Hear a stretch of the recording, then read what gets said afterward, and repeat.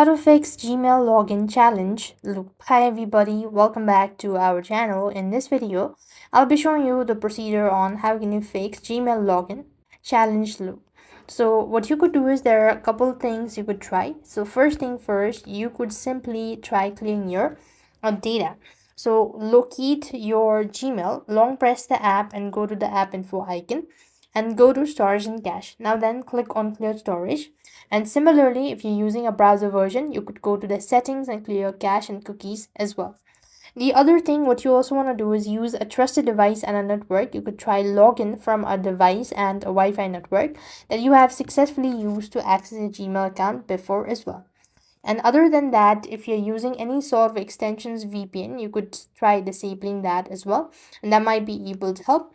If not, you could also access your Gmail account using a different browser to see if the issue is specific to your current one.